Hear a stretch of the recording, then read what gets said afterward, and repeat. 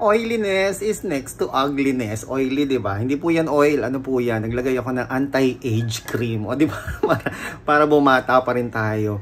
Nagmotor ako kanina. O, namumula yung mata ko. Oo. No, shout out sa mga nagmomotor, mga kaibigan. Oops, huwag nyo kalimutan ha. Nagbebenta tayo sa ating Shopee at sa ating TikTok shop ng mga pang change oil po ng inyong mga motor ha. Sa mga Mio, ADV, Honda Click, yan, Honda Beat, yan ha, nag-change oil. Nagbebenta tayo sa ating TikTok shop ha. Bisitahin nyo po yung nasa comment section sa baba para sa link po ng ating TikTok shop at ng ating Shopee. May mga vouchers daw dyan ha, may mga promo at napakamura lang daw po mga kaibigan. By the way, shout out muna tayo kay Ismael. Hello Ismael, thank you so much for watching all my videos. At I know nakakatulong ito sa iyo at salamat dahil syempre nag-message ka sa akin, no? Ayan po si Ismael. May katanungan daw siya, pag ganyan daw ba yung nakikita sa kanyang G Gives dashboard or G loan? O basta kung ano yung nakikita diyan sa dashboard niya.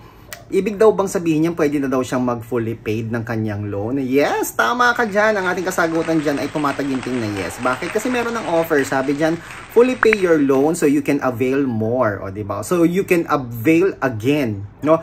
Kasi makita mo dyan, 7 out of 12 yung nabayaran niya. So may remaining pang 4. 4 pa na payable or installment matatapos na yung kanyang loan. So, ang dapat mong gawin, Ismael, ay i-fully pay mo na yan kung gusto mong mag-avail ulit. Pero sabi ko nga kay Ismael, hindi yan guaranteed ha, na kapag ikaw ay nag-fully pay ng iyong existing loan, ay magkakaroon ka ng increase sa panibagong loan. Ang guaranteed lang dito, makaka-loan ka ulit. Pero hindi naman niya sinabing agad-agad, malay mo makaka-loan ka after 5 months, diba? Ang sabi lang niya, makaka-loan ka ulit. Kailan kaya yon? This week kaya yon? Today or next month or next year, no?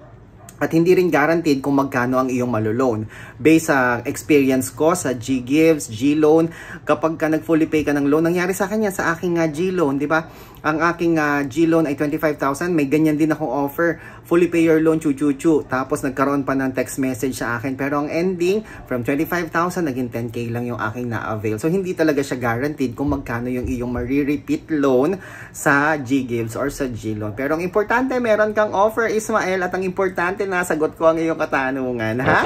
At syempre, tuloy-tuloy pa rin po ang ating conversion ng inyong S-Pay Later. Aba, kung nais po ninyong magpa-convert ng inyong S-Pay Later, baka meron kayong S-Pay Later dyan na nasa 40,000, 50,000, i-convert mo na yan kung kailangan mo ng pera. At hindi lang po Shopee Pay Later ha, pati rin po ang ating Home Credit Kwarta account, no? Legit na legit mga kaibigan. I-click nyo lang po yung link na nandyan sa baba para ma-reach out nyo po ako, okay? Para makaiwas kayo sa scam, okay? Ang gagawin mo lang para ma-convert yung Home Credit Kwarta at ang iyong Shopee Pay Later ay i-click ang link na nandyan sa baba.